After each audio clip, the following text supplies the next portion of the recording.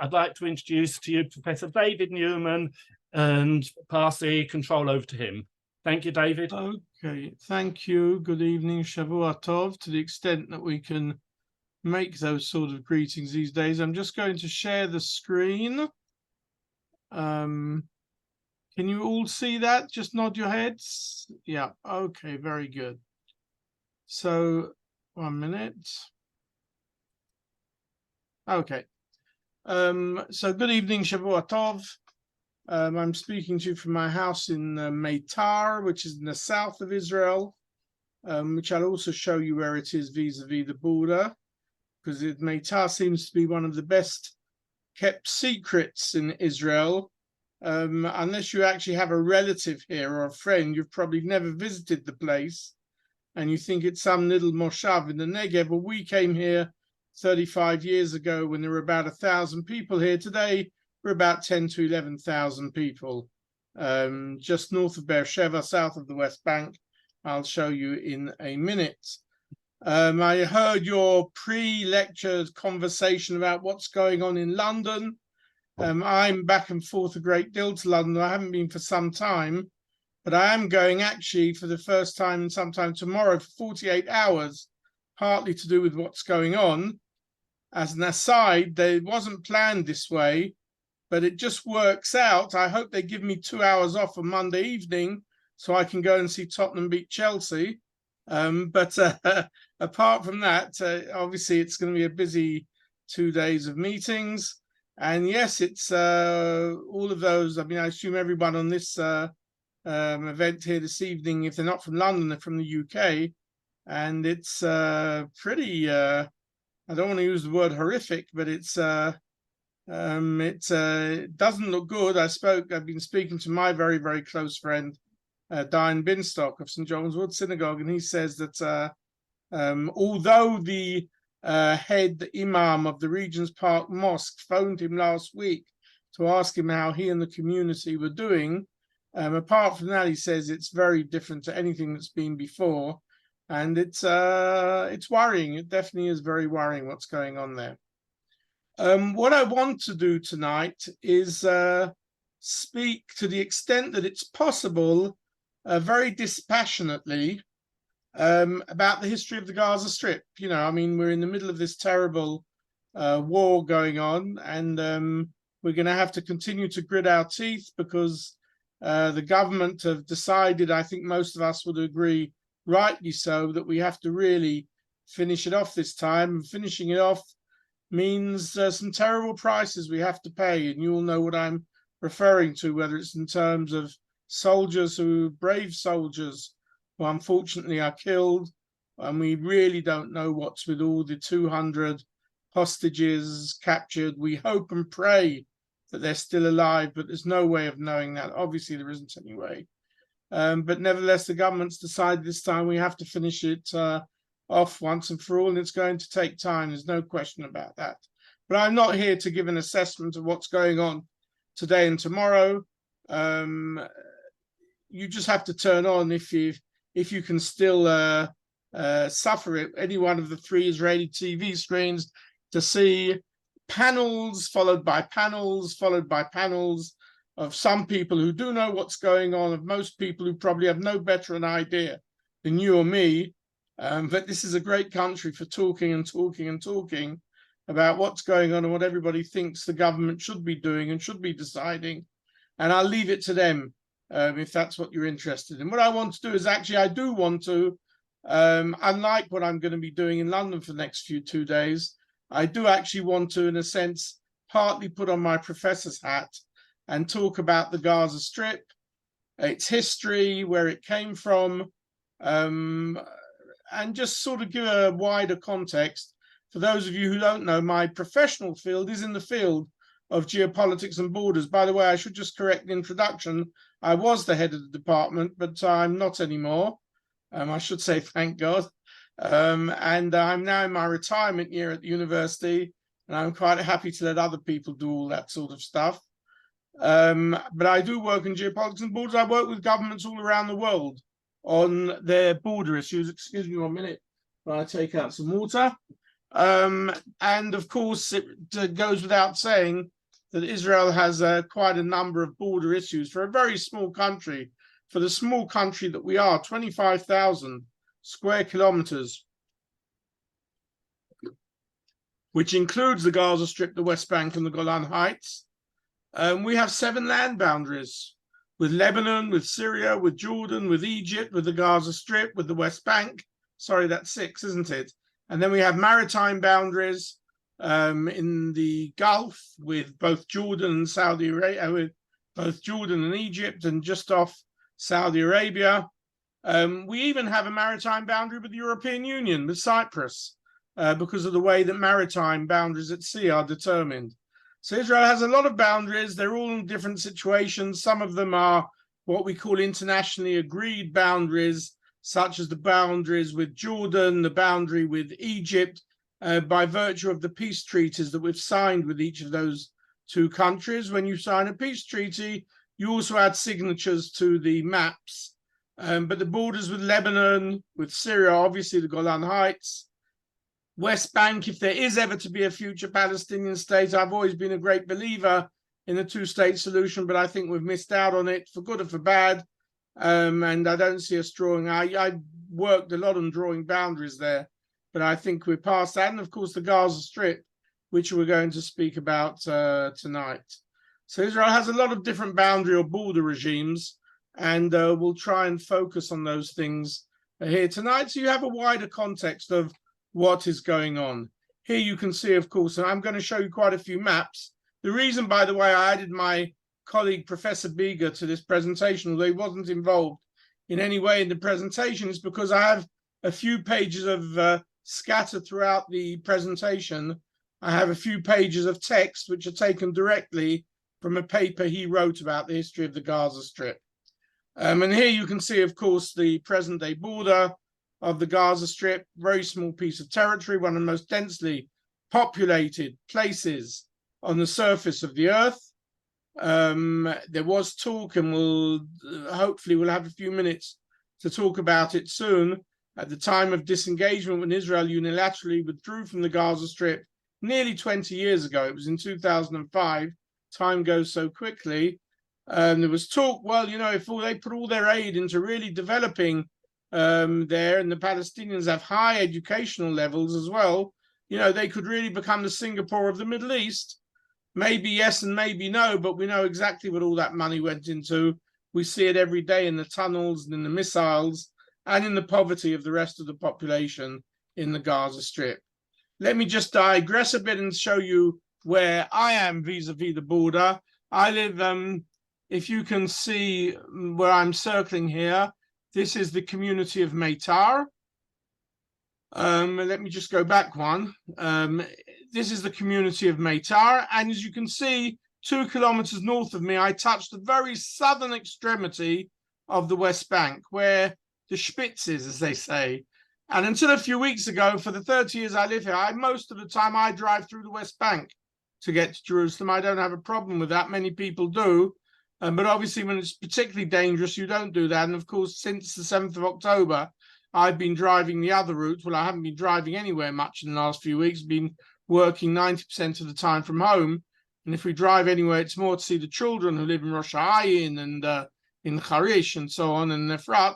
But now, of course, you can drive this way. This is Kvish 6, the big highway. And of course, it comes virtually down to Metar, because if any of you have been down this way in the last few months, years, you'll know that between Metar and Beersheba, opposite Omer, which is just here, I don't know why it's not on the map, they're moving, of course, the whole of the army intelligence units. They're basically building a whole city, and the whole of Galilot is going to be evacuated eventually, and all of the army intelligence is going to come down here, which is why Kvish 6 was elongated, was extended. And now, of course, I can come out of Metar within 2 minutes, be on Kvish 6, and providing there's no heavy traffic, which there usually is on the road, I can be at the airport within 55 minutes, or at Rosh Hashanah within an hour and 5 minutes. I hope it's like that tomorrow morning when I have to get this El Al plane.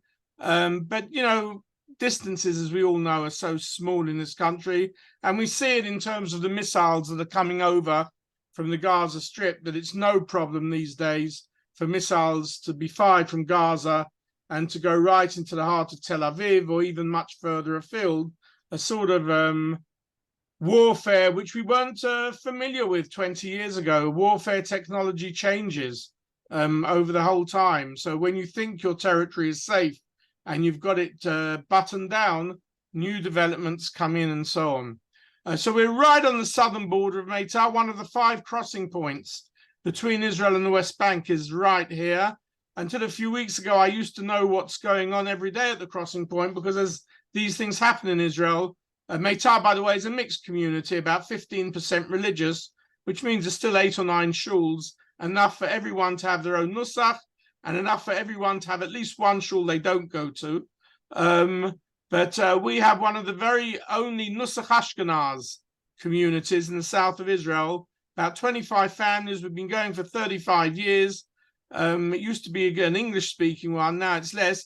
But one of the guys that goes there with me, he was actually the deputy commander of the crossing point into the West Bank. So I always used to know what was going on. I always used to know when I could bring groups of people, whether they be students or faculty or even foreign diplomats, and get a guided tour of what happens at these passage points. We're just 15 kilometers north of Beersheba. I work at Ben Gurion University. Metar is one of 3 suburban communities surrounding the north of Beersheba: Omer, Metar, and Lahavim over here. Sorry, it shouldn't have gone on. Omer, Metar, and Lahavim. Most of the people either work in the university, the Soroka Hospital,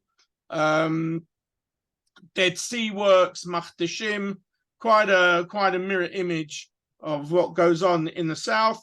My own university, Ben Gurion University, you may have read in the news, like all the universities in the country, the academic year has been postponed. At the moment, it's not going to open before the 5th of December. It was meant to open the week after Simchat Torah, after that terrible day. At the moment, it's delayed till 5th of December. We don't know whether it's going to be delayed anymore. Some of the research and administrative work is still going on, but the place, I don't like to use this word, but I've been in once or twice because I'm one of the few people who actually live in the area. Most of our faculty tend to come in from Tel Aviv or Herzliya or Jerusalem on the train 2 or 3 times a week. I've been in once or twice in the past week, and the place is totally silent. And unfortunately, we're greeted with notice boards of deaths, because Ben Gurion University has been hit extremely, extremely hard. It's not just the students, as you can imagine, just the general workforce at Ben Gurion University, the secretaries and the cleaners and all the laboratory assistants. Most of them live in the south of the country. Many of them lived in the settlements around the Gaza Strip, 20, 30 minutes drive away. Now, unfortunately, there have been nearly 60 funerals associated with Ben Gurion University or members of people's families, including 2 or 3 cases of whole families. And it's been a very tough time. I don't know if any of you saw, but I can send it out again. Our rector, or what's known in England's vice chancellor, like myself, is another ex-Brit, another ex-North Londoner. I grew up in North London. He's 10 years younger than me. He grew up in Golders Green, came as a child. Some of you may know his name is Professor Chaim was Harvey Hames. Maybe some of you know Hames from Petach Tikva.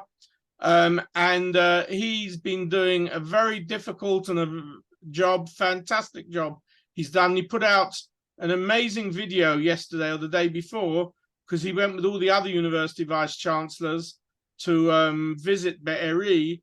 And if any of you are interested in seeing it and passing it around, then I can send it maybe to Warren later, and he can send it out to the rest of you. I think you'll agree it's a very impressive video. So as you can see, we're still that bit further away from the Gaza Strip.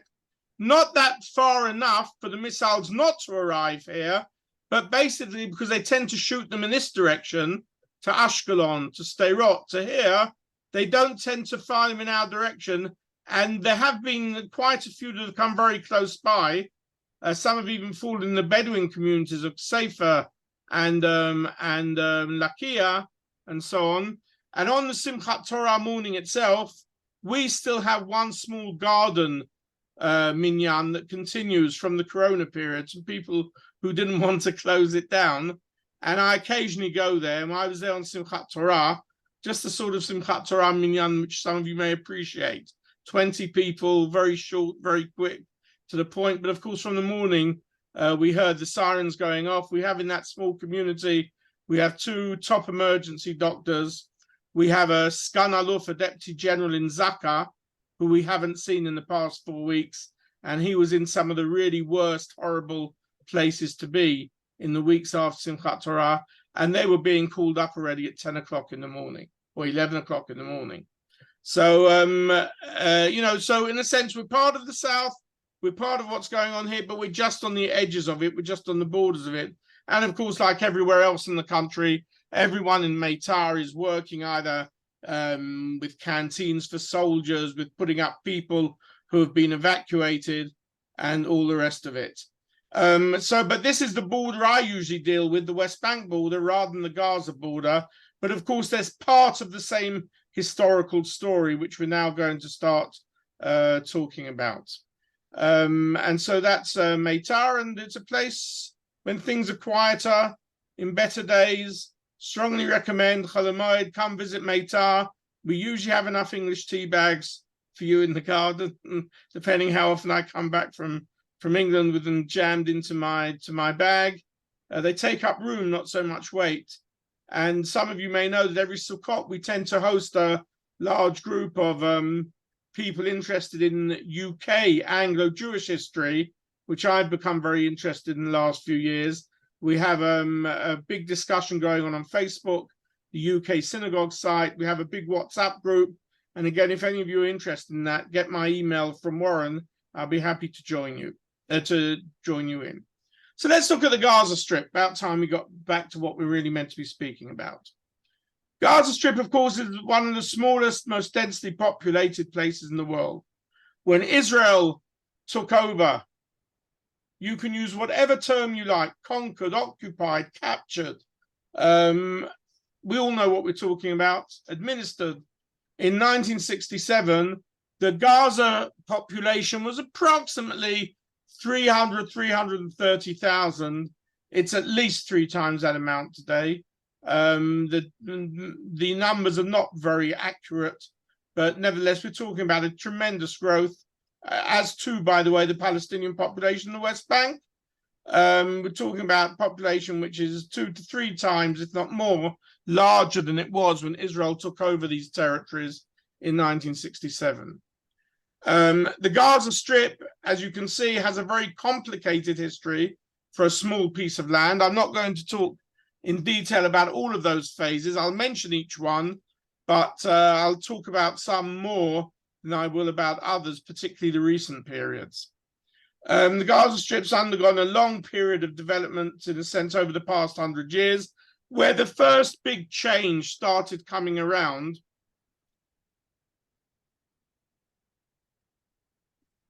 was at the beginning of the previous century, when an agreement was made between basically the Ottoman Empire, who of course ruled all this area until the end of World War I, and Egypt, about the line dividing their respective areas of control. And the Sinai Peninsula was very much under British control with Egypt, you could say, and they came to an agreement with the Ottoman Empire about the line, which is pretty much the line which separates Israel from Egypt today. There are some differences, but the differences are very small. And you can see, if you go to the British Library, if you're ever in London, you go to that fantastic British Library in Euston, where often I go for meetings, and I sort of grab a table there and just have a day full of meetings there. They have one of the best map collections in the world, probably second only to the Library of Congress in Washington. And they have a lot of the historical maps of the British Empire, as you can well imagine, the British Mandate areas. And they have some of these original maps. This was one of the original maps, which was the agreement of 1st of October 1906 between Egypt / Britain and the Ottoman Empire. And if you look at the dotted line, where I'm going with the cursor, you can see that here's Rafah or Rafiach, which is, of course, the southern edge of the Gaza Strip today. And it pretty much comes down towards the Gulf of Aqaba, Eilat, as we know it today. The first major real change that took place was after World War I, because as we know, the Ottoman Empire was on the side of the German army in World War I. It was already undergoing disintegration during the previous century. And at the end of the World War I, the Ottoman Empire was finally broken up into pieces, out of which came Turkey. I'm sure you've all heard about Turkey in today's news. Out of which came Turkey and Ataturk. But the rest of the Ottoman Empire, the rest of the Middle East, was broken up. We all know the history of Lawrence of Arabia, who was very much part of the British expeditionary forces during that period.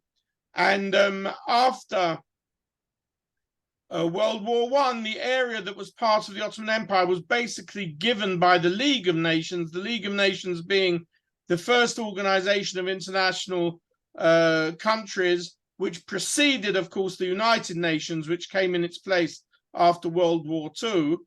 But the League of Nations at the end of World War I decided it was going to hand over the territory of the Middle East, particularly the Levant being what today is Lebanon, Syria, Jordan, Israel, West Bank, and so on, to two mandate authorities, the British and the French. And their role as the mandate authorities, not as the formal colonial authorities, although they took a lot of their expertise from their colonial administrators, certainly in the case of the Brits, they brought in a lot of the colonial administrators from Africa, from India, to help them set up the infrastructure during this period. They basically gave them over to the Brits and the French, and as a mandate to prepare them for future statehood, whenever that would be, in whatever way it would be, without really defining it in any proper way. I'm sure some of you are familiar with the names of the various treaties of the time. There was the Sykes-Picot Agreement, which was during World War I between two major officials of the British and the French government, Sykes and Picot, who basically met most of the time in London and Paris, mostly in Paris, to draw up their respective areas of influence. And then in 1921, or 1920 was it, the San Remo Agreement, where the real lines and the borders were drawn between the two mandate authorities. Actually, although we hear a lot in history about the Sykes-Picot, actually the San Remo Agreement was in many senses much more important. The big point of dissension between the British and the French at that time was where would the border be between the two respective authorities. Where it was eventually drawn is pretty much where the border between Israel and Lebanon is today. But actually, Britain wanted the border to be much further north. Even at that time, they wanted to have the Litani River and its water sources as part of the British mandate, when, of course, there was probably a much more flowing river and much smaller population. But the League of Nations didn't agree. They gave that area to the French. And so pretty much the border we know today as the Israel-Lebanon border was the border drawn between the French and the British mandate at the end of World War I. One of the interesting things to mention is that when the Brits under General Allenby were coming into Palestine, and you all know the famous picture of him on horseback coming into the gates of Jerusalem, when they were coming to capture this area, Gaza was a problem already at that time, and they besieged Gaza for many months. He twice tried to break into the city and failed. And what did he decide to do at the end? They just bombed the place virtually into oblivion. So what's going on today has its historical precedence. And these are pictures at the time, the famous Gaza mosque before and after the British bombing. Think what would happen when Israel hits a mosque today. Well, that's what the Brits did to the main mosque in Gaza in 1917.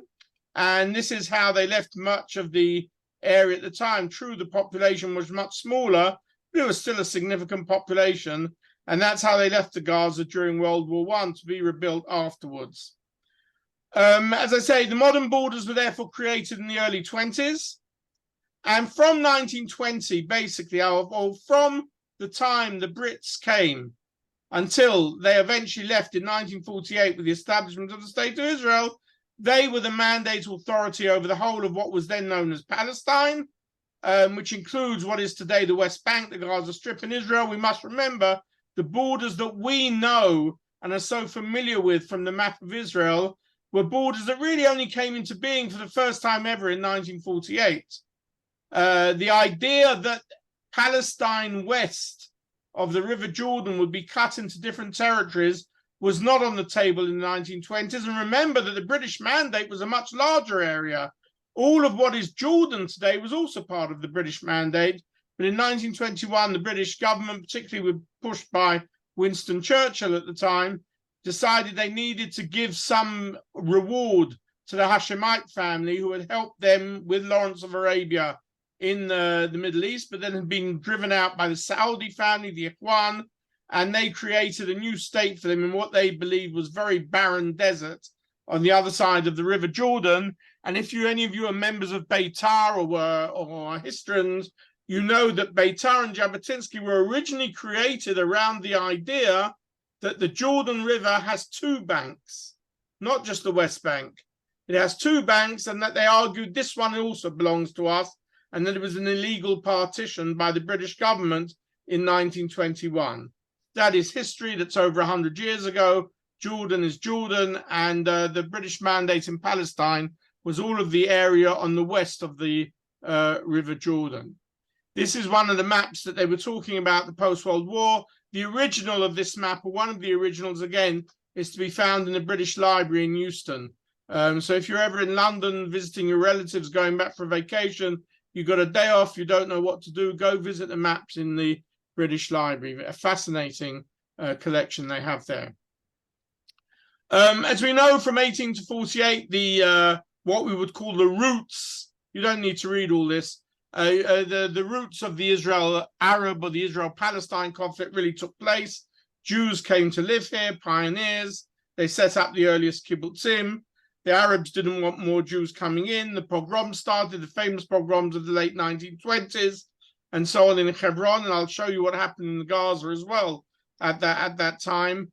And then, of course, from the 30s and the 40s, the Brits started to try and work out a way by which the land could be partitioned between two entities, a Jewish and an Arab entity, which, to be truthful, is the same problem you have today. But of course, time has moved on. You have a state, you have 5 times as many people, and of course, it's much more difficult, even if you are that way inclined from a political perspective. Why do I stick in here the history of the Jewish community in Gaza at this point? Because until 1929, until the pogroms of the Arab riots of 1929, the most famous of which was, of course, in Hebron, when they killed many Jews, and the Jews had to leave Hebron and came back in 1967. Until that time, there was a Jewish community in Gaza for a very long historical period. For hundreds of years, there'd been a small Jewish community in Gaza. Nathan or Nosson of Gaza was a well-known rabbinical figure some hundreds of years ago. They found some very old mosaics of the old synagogue. In the 19th century, there was a period without Jews, but then they came back again towards the end of the 19th century. But in 1929, with the pogroms going on, they basically agreed that it would be in their best interest to self-evacuate with the assistance of the British authorities, so that no such pogroms could take place in Gaza either.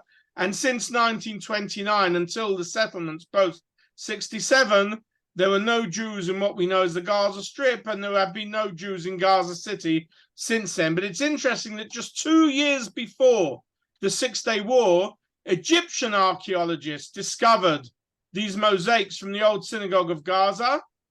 And 2 years later, when Israel captured or conquered the Gaza Strip, this was transferred to the Hebrew Museum, where it was sort of polished up, or what's the word, restituted. And we know this to be, and there's some other mosaics as well. I think they're to be found today in the National Museum, I'm not sure, but from the very old Gaza synagogue. So there was a history of Jews in the Gaza Strip. Never a very large community, but it was there, and it was there for hundreds of years. We come to what I suppose is the most important period relating to today's situation, and that is we come to the period of the establishment of the State of Israel and the partition of the land. Now, I'm sure I don't need to explain this to you, because I'm sure you all know your basic history of Israel and Zion, and you'd be surprised how many Israeli university students I have to explain this to because they're unaware of it. And that is that the famous partition proposal of the United Nations, which was proposed in 1947 and passed with the majority in Flushing Meadows in November 1947, was very different to the map that eventually became the State of Israel after the War of Independence 1.5 years later. Here you see two versions of the plan of partition. And what happened was that basically the UNSCOP, by the way, means the United Nations Special Commission on Palestine. Their proposal basically suggested that there be two states, a Jewish state and an Arab state. They didn't give them any names. And what you can see on this map, the one on the left of your screen, is that all of the area in orange was to be the Arab state. So that included pretty much the area of the West Bank, but a lot of the Galilee, which was only populated by Arabs at the time, and what then became the Gaza Strip. This was the first time that you have a delineation of an area similar to that of the Gaza Strip, plus an area along what became the Israel-Egypt border later. And basically, this was based on where Jewish pioneering settlement was at the time. The early pioneer settlements, the kibbutzim and moshavim, went to the lowland. They didn't go to the mountains. They went to the coastal plain. They went to the Jezreel Valley. They went to the Chula Valley, because these were lowlands. These were areas which lent themselves to agriculture, to cooperative communities, the famous kibbutzim, the famous moshavim. And from the late 30s onwards, they'd started settling the northern parts of the Negev. If you look at the partition maps of the 1930s, the Woodward proposals, the Peel proposals, they didn't include any of the Negev in the Jewish state. During World War II, none of this was being discussed. When they came back to it after World War II, then some of the Jewish settlements which had been set up in the northern Negev, some of which, by the way, were the communities so terribly attacked on Simchat Torah a few weeks ago, were already striking roots, and they offered a much larger area to the Jewish state, but not the mountains, because there were hard, Gush Etzion was maybe an exception, but there was hardly any Jewish settlement in the mountainous areas because it didn't lend itself to these sort of cooperative kibbutz-type communities. There was also a third part of the proposal. This white area here was Jerusalem, and the United Nations actually proposed that Jerusalem not be part of either the Jewish or the Arab state, but it be an international zone controlled by an international organization on behalf of the major religions. As you know, the proposal was passed in 47, and I suppose, you can play with the ifs of history and say, had the Arab states agreed to accept the proposal, this may be what Israel would have looked like later. But as you know, at the time, the Arab states did not agree. They thought it would be very easy once the Brits left to drive all the Jews out and take over all of the territory of the area. It didn't work out that way, as you know. There was Israel's War of Independence, what the Palestinians know as the Nakba, or the disaster, the beginnings of the Palestinian refugee problem. Very rough estimates, you could say, between 600,000 and 700,000 Palestinians left their homes during the War of Independence. And of course, there are different narratives as to why they left their homes. Palestinians will say they were forced out by the Jews. The Israelis will say they were promised by their leaders, if they just go away, we'll sort the Jews out, then you can come back to not only your homes, but their homes as well. There was probably a bit of both. But nevertheless, that was the beginnings of the Palestinian refugee problem. They went to what was then the West Bank, and from the West Bank in 67, many then went on further to Jordan for a second time. A lot of them went into what became the Gaza Strip, which is when it began to be so densely populated. Many went into southern Lebanon. And as you know, the War of Independence worked out in such a way that the eventual borders of the State of Israel, will come back to those, pretty much worked out like this. Immediately after the War of Independence, Israel, the new State of Israel, held four separate negotiations, what we call the armistice negotiations, on the Isle of Rhodes, one with Lebanon, one with Syria, one with Jordan, and one with Egypt, as to where the borders would eventually be. And this is pretty much the borders of the State of Israel as we know them, or we knew them, and which were agreed on under the armistice agreements. An armistice line is not an international boundary, even if that is the line that, when they eventually do a piece of treaty, is the line they agree on. But an armistice line means it's just the line of the ceasefire. So when Israel much later signed peace agreements with Egypt and Jordan, they used pretty much the existing lines. Although, by the way, Jordan didn't sign on this part, on this part here, the part running through the West Bank, because they argued they would only sign on that in the future agreement with the Palestinian state. But south of the West Bank down to Eilat, and north of the West Bank up to Syria, is the official international border between Jordan and Israel, as is in the south the border of the Camp David Accords between Israel and Egypt. But in 1948, these were all armistice lines, which means to say that Israel-Lebanon is still what we call the blue line, is still an armistice line. Syria, it's much more complicated because of the Golan Heights. Until 1967, Syria controlled the Golan Heights. Today, Israel does, and for Israel, this is a very strategic area which they don't want to give up in the future. Just as an aside, I have this fascinating plate. I actually have two of them. I spent 6 or 7 years looking for them at auction until two eventually came up at pretty much the same time. So I bid for both of them, and I have both of them. I was giving a lecture about 10 years ago in a Reform community in Florida, and I walked into the rabbi's office and I saw this plate on the wall. I said, wow, that's amazing, because I'm interested in maps and geopolitics, in borders and so on. And I looked at it. It was a souvenir made by the American Zionist Federation, which they'd obviously prepared immediately after the partition proposal and were just waiting for the State of Israel to be founded for it to be sold as a souvenir. So it actually has the Republic of Israel written on it, and the date of the establishment of the state. But the map that it has on it is not the map of Israel, it's the map of the partition agreement, because no one knew at the time what was going to happen in the war. So it's a really fascinating look at maps in Israel. I give whole lectures just based on this plate, as to show how borders and maps change. It shows the partition map with Jerusalem as an international area, but already after the day after the State of Israel was founded. And what's even more fascinating is, of course, that on the back, the Zionist Federation have dedicated the plate to the pioneers of Palestine, because prior to 1948, this whole area was known as Palestine. And I'm sure you've come across Israelis who say, I'm a Palestinian. I lived here before during the British Mandate, and they show you their passport or their laissez-faire document, which shows the British Mandate of Palestine was relevant to both Jews and Arabs at that time. But then we created a name for our state of Israel, and basically the name Palestine became adopted by the Arab population of the region.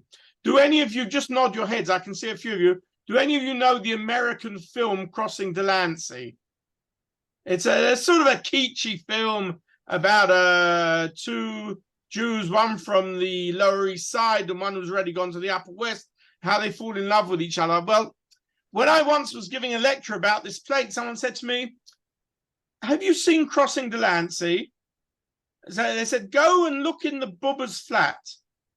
And I looked at the Bubba's flat, and lo and behold, she has that plate on her wall, which I found very amusing. But of course, many Americans must have bought it at the time. I spent 2 years looking for it on auction, and about the same time two came up, so I decided I'd get both of them. and I've got them both at home today. So we go back to what we were talking about, Gaza.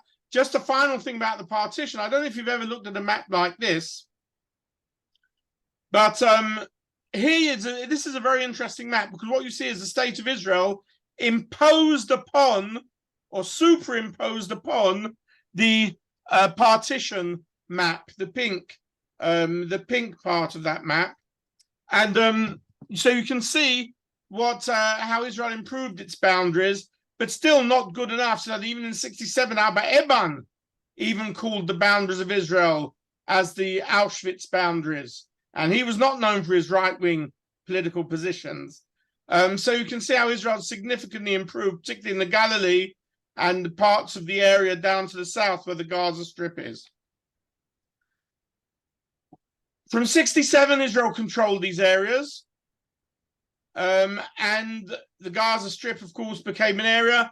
I should say, those of us who were already living here or came as students, 70s, 80s, it was quite common to drive around the Gaza Strip and the West Bank, have coffee there, get your car mended there cheaper.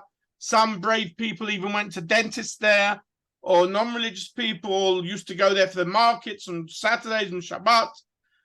It was only from the beginning of the Intifadas at the end of the 80s that the Gaza and the West Bank became dangerous places to go to, as new, younger, much more radically and politically aware generations grew up and demanded their own sort of state rights and so on.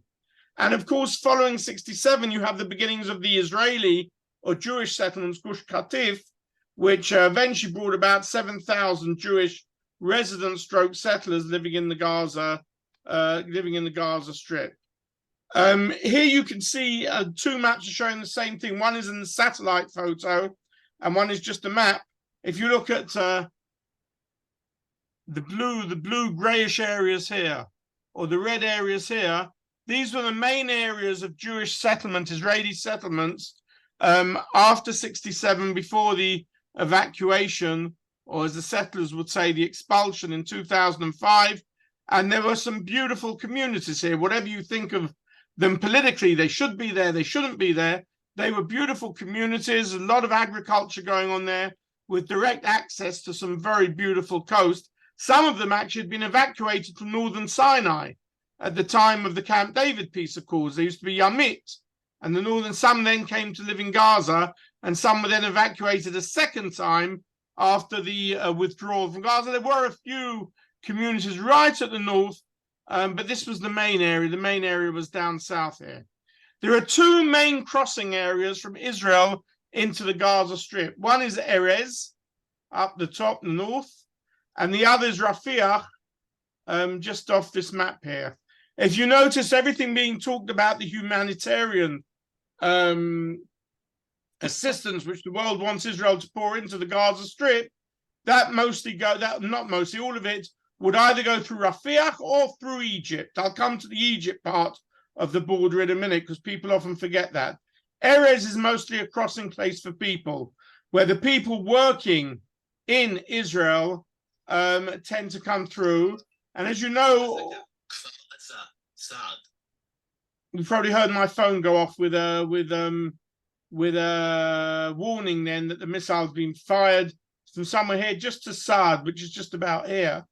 Where Israel and the troops are now, based on what we hear in the news, they've basically gone into Gaza City, which is here, surrounded it, and basically they've been telling people to get to the south, although the Hamas have been preventing them from leaving. But basically where the Israeli troops are at the moment is this area here. And they haven't yet gone further south, and whether they do or don't do, we'll have to wait and see what happens in the coming days and weeks. Over time, of course, particularly following Israel's evacuation from Gaza, but well long before it, as terrorism and fundamentalism started to come up, so more and more of a fence and a wall were built around the Gaza Strip, so that you could only cross at the two crossing points. Under the Israel-Egypt peace treaty, of course, Egypt made it very clear. Egypt made it very clear they were not interested in taking the Gaza Strip. They had controlled the Gaza Strip from 48 to 67, just like the Jordanians had controlled the West Bank. If you were to go to the Gaza Strip in the 70s and talk to people about the Egyptians, they hated the Egyptians. The Egyptians were very tough with them. They didn't like the Palestinians. Egypt has never been prepared to have the Gaza Strip as part of Egypt. They don't want the Palestinians coming as refugees into Egypt because of their own internal domestic issues and problems. So on the one hand, they complain about Israel's policies, but they don't do a lot more for them over time. Following the Oslo Accords, most of the Gaza Strip was made in what they call Palestinian Areas A, with the exception of the Jewish settlements. The rest became Palestinian Areas A, full autonomy, like the major Palestinian towns in the West Bank. And in 2005, they decided to unilaterally evacuate all the troops and all the settlements from the Gaza Strip. Some of you may already have been here in 2005. This is what the settlements, the Israeli communities looked like before and after the destruction in 2005. And following 2005, many of us, myself included, were prepared to give the Gaza evacuation a chance. Many of us said, look, if this works out and the Palestinians in the Gaza Strip get round to developing their area using the billions of dollars from the EU and from the United Nations and from Qatar to develop hospitals and education and all the rest of it, it could be a mini Singapore in the Middle East, but we all know that that has not been the case and that the Hamas took over following 2005. And all of those resources have gone into building a whole network of tunnels under the whole of the Gaza Strip, not just the tunnels into Israel, but also the whole of the military infrastructure that Israel is now fighting against and hoping to destroy it completely. But over time, because of the danger, it wasn't just a border, it became very much sealed border. And so it is true to say that Gaza, over the last 20 years, has pretty much been besieged. I mean, to get in and out of Gaza into Israel, you have to have an employment certificate. You just can't cross. You certainly can't bring your car into Israel, just as you can't from the West Bank. Any of you who live in the West Bank or have gone through the West Bank know that at 4 o'clock every morning, many Palestinian workers come into Israel, leave their cars on the Palestinian side, and are picked up by Israeli employers on the Israeli side and then returned at the end of the day. Israel controls the Mediterranean border. I mean, Gaza says we should have free access to the sea, which if they weren't trying to bring in ships of weapons or armor, and they were only bringing in civilian goods, that would be the case. But of course, Israel has always controlled very strongly what has come into Gaza from the sea. And we shouldn't forget this border here, known as the Philadelphia line, which is the border between Egypt and the Gaza. Sorry, let me go back. Between Egypt and the Gaza Strip, which is just as strongly fortified. 1 minute. This is, for instance, part of the Egypt-Gaza Strip border. You can see walls, fences, and again, there are tunnels underneath. I mean, tunnels which are sometimes very wide roads. But nevertheless, Egypt have closed off, and as you're well aware as well, again in the news, it took until 2 or 3 days ago for Egypt to agree to open the border to allow foreign citizens or injured people to actually come through into Egypt. Until then, they'd also closed up the border. And if you saw the news, was it yesterday or today, Israel said that ambulances who were meant to be taking injured people into Egypt were actually taking Hamas fighters out of the Gaza Strip into Egypt. So over the years, we'll build a whole system of fences and walls around Israel's borders, a bit of a self-enclosed ghetto. The one on the top left, by the way, is not the Gaza Strip. That's what's now between Israel and Egypt. For 30 years after the Camp David Accords, there was no fence or wall along the Israel-Egypt border. It was very quiet and peaceful. It started to be built about 20 years ago, not because of terrorism, but because of all the illegal migrants that were coming through from Ethiopia and Sudan and Somalia. And then, of course, started ISIS. So it then became a fortified, secured border. And if you look at this picture at the bottom or this picture at the right, These are parts of the Israel-Gaza border fence and wall, which have been built over the last 15 years. They were building tunnels, weren't they, under the Israel-Gaza border? So Israel decided a number of years ago, we're going to prevent the tunnels and finally seal that whole border. And we're going to build a concrete wall 15, 20 meters downwards. And when it was finished, you had this huge advert coming out, Israel's iron wall, impenetrable. No way that anything can now break through from the Gaza Strip and cause damage or problem inside Israel. Little did we know a few weeks ago when it was so easily overturned by partly because of our own intelligence failure, which is obviously something major, which is going to have to be investigated after this war, but also because it was so easy actually just to put explosives by the wall or the fence and put them through. There were different ways, I'm coming to a conclusion, there were different ways of going across into Gaza. There's the formal crossing at Erez for workers. You can see the Palestinian flags here at the top coming through from Israel. And there's a formal way of going through. Any of you who have ever seen the way Palestinians come into Israel from the West Bank, Gaza, no, it's it's run by the Israel Borders Authority, the same ones that run it at the airport. And they have plastic magnetic cards with all their information on to know whether they're allowed in or they're not allowed in. And it's quite a sophisticated system. But that was the Erez crossing point. Here you can see, as I say, the Egypt border with Gaza, and here's the Rafah crossing where any of the humanitarian stuff is going through. So it's checked in Israel, and then it goes into Egypt and across the Rafah crossing. So anything could happen with those lorries in this area just here, and so on. That's, as I say, is the Israel-Egypt border. And there are many ways to cross the border. I don't need to tell you what that shows. This one to the right is already 10 years old. At that time, the missiles could reach as far as here. Today, what with Qatari money and Iranian military technology, the missiles go into here, Petah Tikva, Tel Aviv, Bat Yam.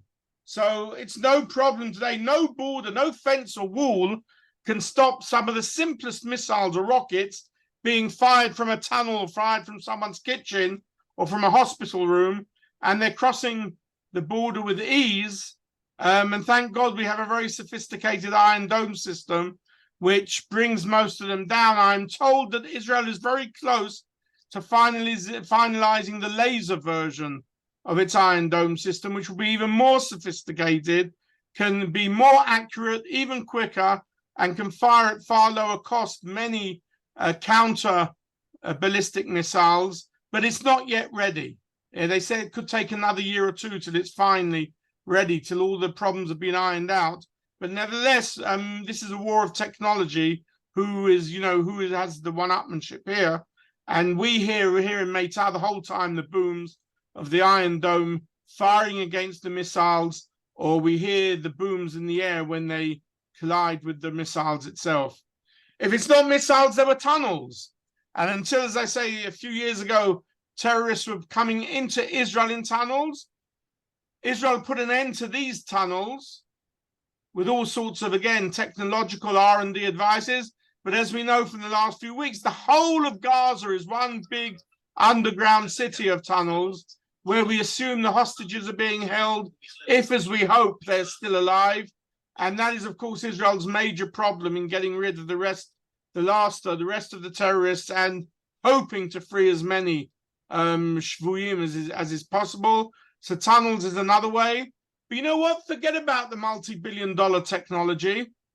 What they discovered a few years ago, you could walk into a kid's sweet shop, buy some birthday balloons, attach them to an incendiary, wait for the wind to blow in the right direction and let the balloons fly off, and they land in the fields of Be'eri or Alumim or Saad, and they burn all the crops. For 5 shekel balloons, for 10 shekel balloons, beating billion-dollar technology. Or as we saw, unfortunately, on Simchat Torah, simple drones, they cost $100, $200 each. They not only take photos, but they can carry explosives. There were those who came windsurfing into Israel, and there were those who just went up to the wall and put explosives and put it there. So in a sense, you can put the most amazing technology into borders, and yet with very simple means, you can destroy them. I'm part of an international group of people. We work on borders and on the whole issue of fences and walls. Are they effective? Aren't they effective? And of course, most people will say they're not normally effective in the long run. And I think we've seen that in the case of Gaza very much. Although, of course, a lot of this could have been prevented had our own intelligence and military been more on the ball, as they say, at the time a month ago. Just a curios, you may have seen in the papers, one of the kibbutzim affected right next to the Gaza Strip on Simchat Torah was kibbutz Alumim. Alumim is a British kibbutz of Bnei Akiva people. A lot of them were my madrichim back in the 60s. They actually got their act together on Simchat Torah, and they managed to fight off the terrorists. They killed the Thailandese workers. They managed to kill half the terrorists and the others fled.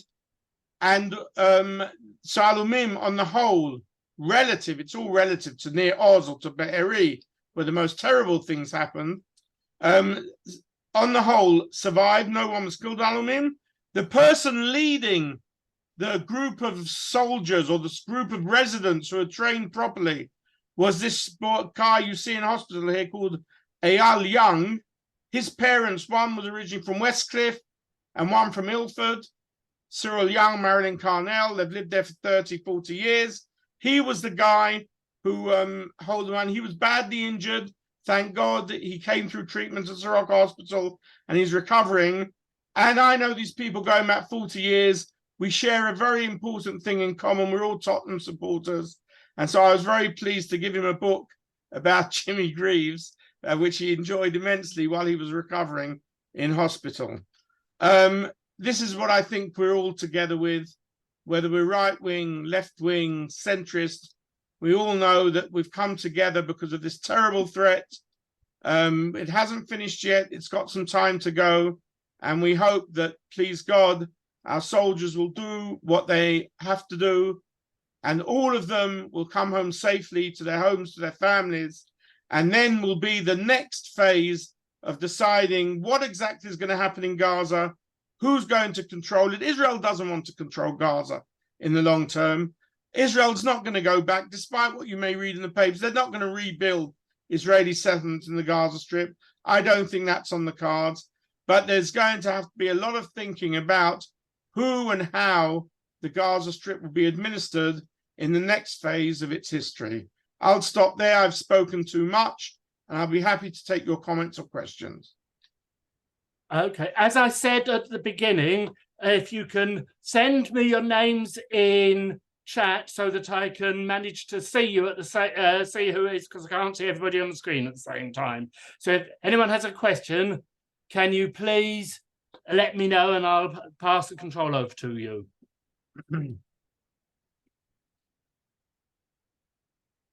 I noticed that, was it Anne, you started with one earlier, yes? Yeah, Colin, go on. Oh, Yeah, it's Colin, hi, okay. Hi, I wanted to know from your speaker, are there any figures on where today's Gazans are originally from?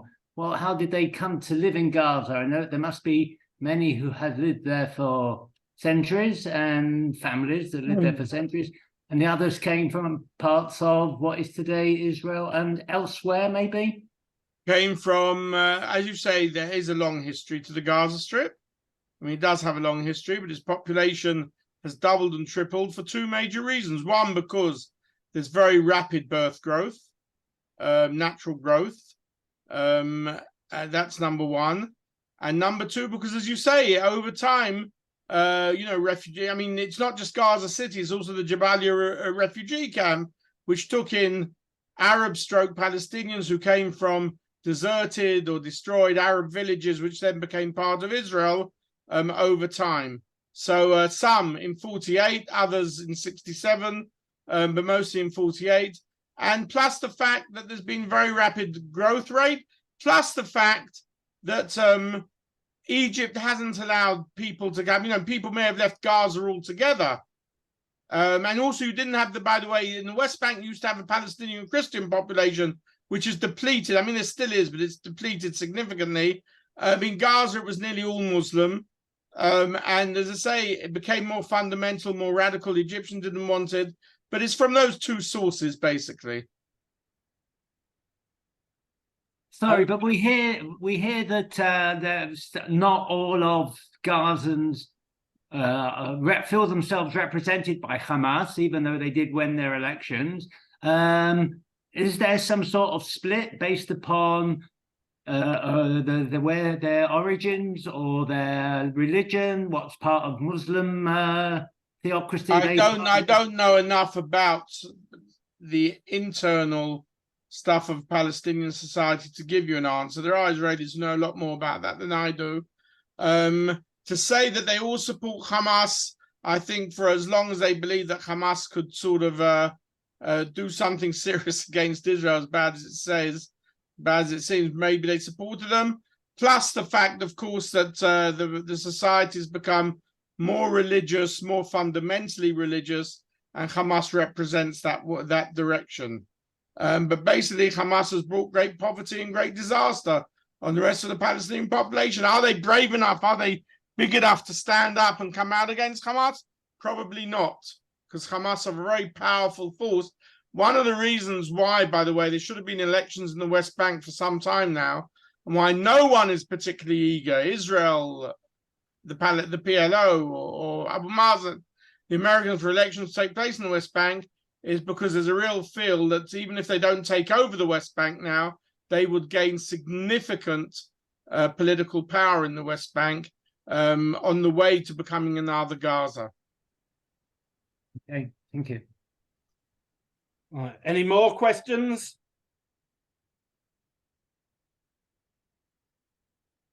I've never heard such a quiet Jewish audience. Daphne had a hand up. Daphne had a hand up, Warren. Sorry, Ellie, we didn't hear you properly. Can you repeat that? Daphne had her hand up. Daphne wants to ask a question. Oh, okay. Sorry, I didn't see it. Daphne, yes. Unmute yourself. You're muted, Daphne.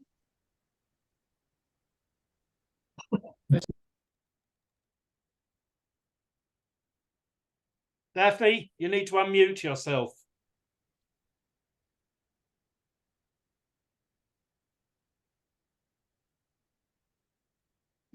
That's it. Okay. You think I know what that means?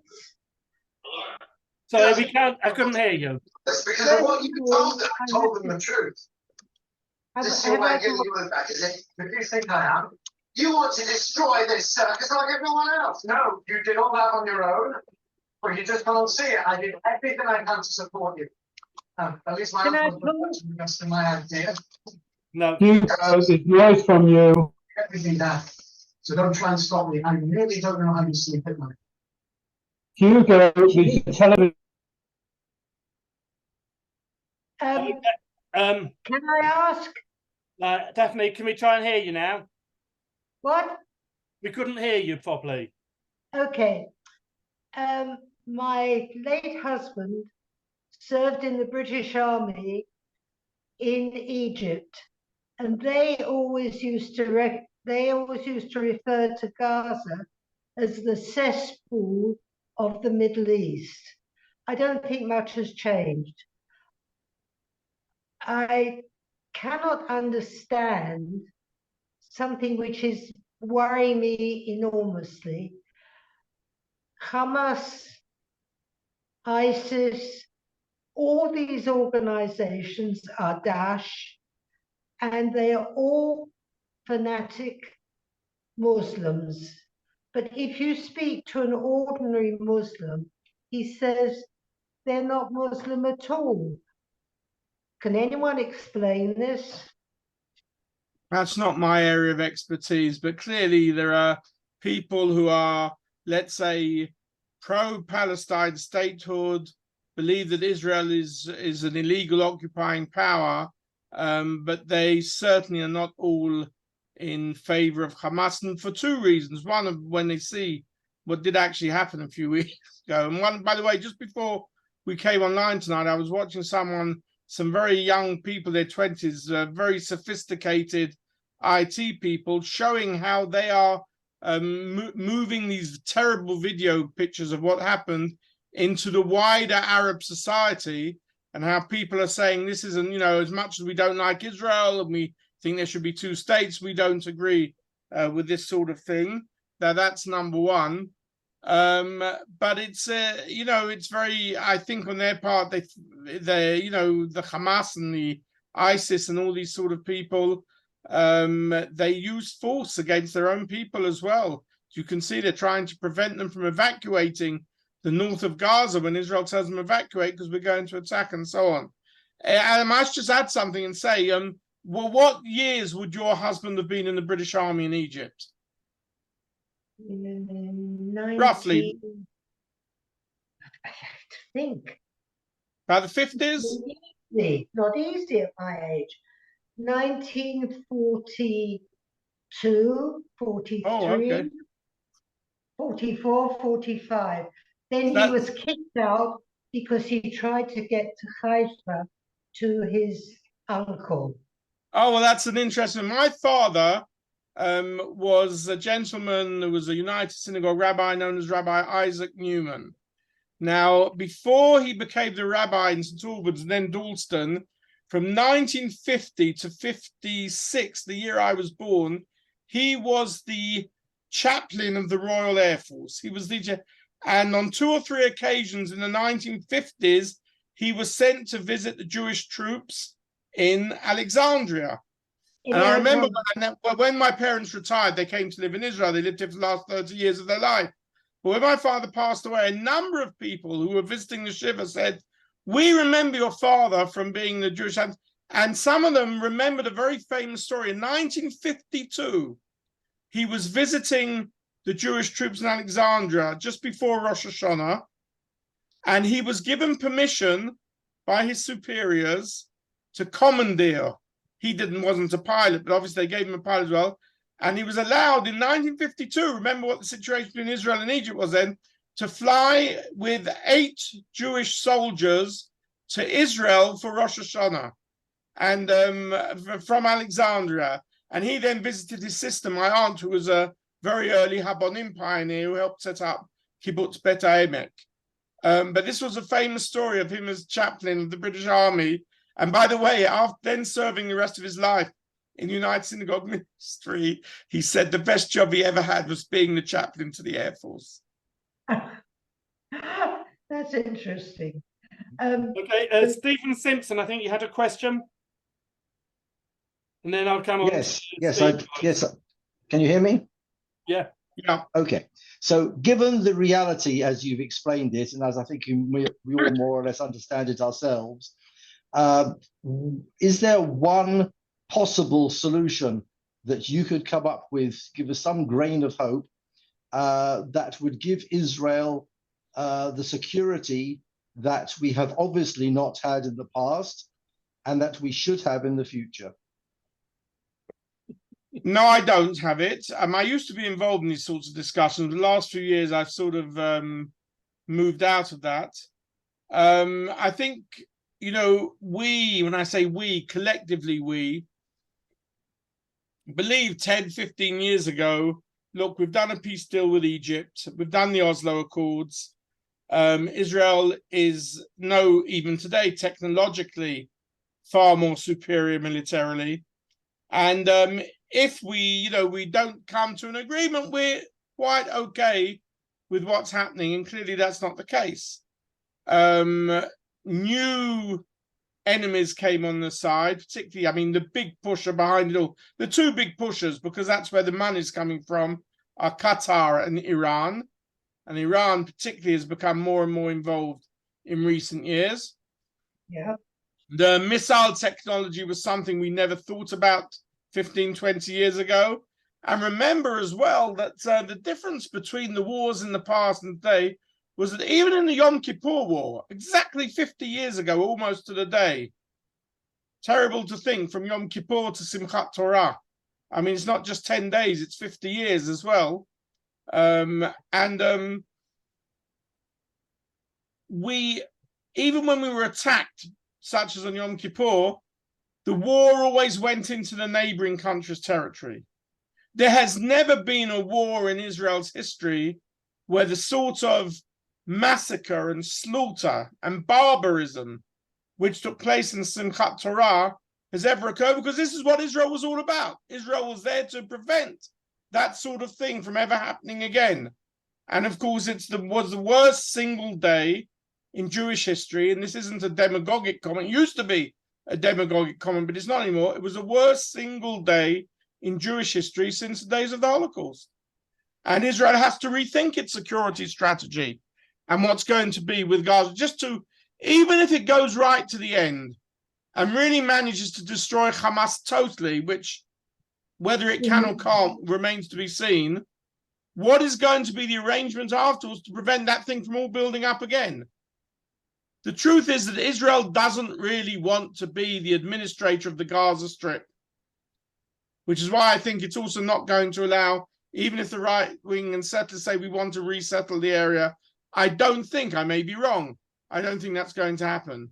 But this has to be rethought through totally and utterly, because the whole security stroke strategic premises of how we've been administering our security for the last 15 years have proved actually not to have been the right strategy. Steve? Yeah, you showed pictures of British destruction of Gaza around the time of the First World War. Where are those photographs available somewhere publicly? Where can I get hold of them? The ones that I have on mine, I can't remember where I downloaded them from. If I have your email, I can send them to you. And I'm sure there are others somewhere, but you just need to search through, you know, online, maybe Google or somewhere. But those ones were in an article, and I just sort of, you know, copied the photos from the article onto my computer. And they're public access, so I can send them to you if you want. Yeah, please do, because I did look on Google and I can't find them. There's lots of pictures of British troops, but nothing about what they did.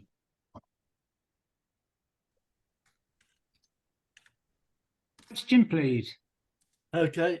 So, Colin, yes? Colin, you're muted. Muted. There we are. Better. Okay. So, have you got any information on what Gaza was like in terms of how modern it was, how dilapidated it was, how destroyed it was at various times in the last, say, 10, 15 years? We often see pictures of malls, we see pictures of hotels and the beach, and how did there people... are parts, there have been parts, but not nearly as much as could have happened. You go through the West Bank today, you go to some neighborhoods of Ramallah today, and you see amazing modern cities or modern, but of course, wealth is very unevenly distributed in the Gaza Strip, and there is huge poverty, and it doesn't come down. It doesn't trickle down to the vast majority of people. Overall, the Gaza Strip as an overall entity, taking everything into account, has never really taken off economically, as maybe it could have done had all of the billions and billions of aid been poured into that direction. I was in Gaza as a soldier in the late 1980s, early 1990s, and I can it definitely, literally, there was sewage running down the roads. I was in Rafah, I was in Gaza City, and the place was absolutely awful. And though I haven't been to Gaza, I did note in the last couple of evenings when the Israelis have shown footage of going into Gaza, the roads have been perfectly good. It looked like an Israeli type road with trees and road signs and everything. Not what I expected. Some of the main roads, I mean, people, you know, as I say, some has been developed and others not. When you take into the whole account, the whole of the population, say that it hasn't trickled down to the majority of the population. You know, I mean, I don't know if you've seen, it's not just that all the billions and billions of aid, which was earmarked for assistance on, but I don't know if you've seen that there was going to be a completely new water system in the Gaza Strip. I think it was funded by the EU or even the Americans. And basically the Hamas took up all of the pipes to make them into rockets. You know, so I mean, you're not going to develop much under those sort of conditions. Okay, any more questions? So, Ed, can I pass over to you? Thank you, Warren. Good evening and sure to ladies and gentlemen. Professor Newman, thank you very much for that very fascinating and erudite talk.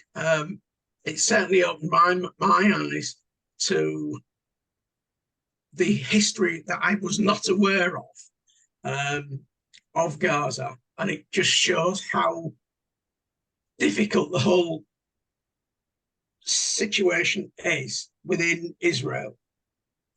Thank you for your talk, and we wish you well on your journey to the UK. And just as an aside, you might be interested to know that your North London rivals are being beaten by Newcastle. Oh, is that the final result? That's good. Good news. Well, it's not One quite piece of the good final. news for the day. That's Not the full-time result, is it? Okay. It's I right. am indeed. I would, you know, when I knew that when I turn off here, it was the first thing I was going to look at. So, And It's also not quite that the final score. and also Uh-huh. there are, I think there are, I don't know if they're City or United fans on Alan as well.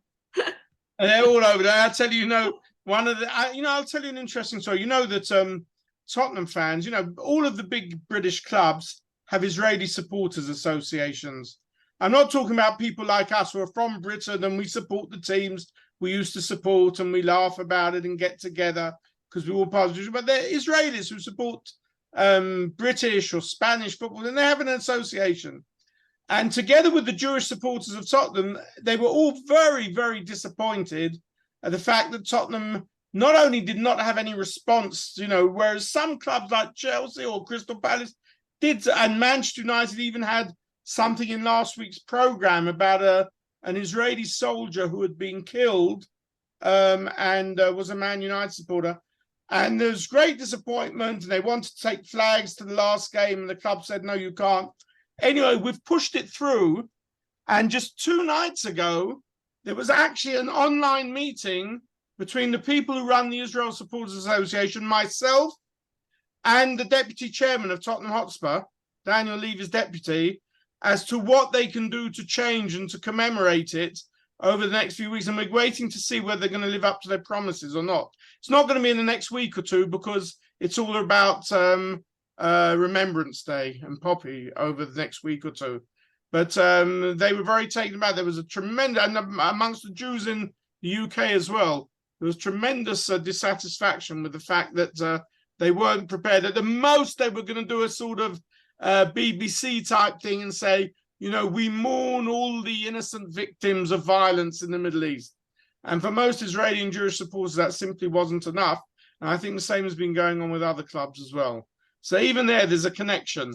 But as I say, they should be our biggest worries at the moment. I think we have slightly bigger things to worry about.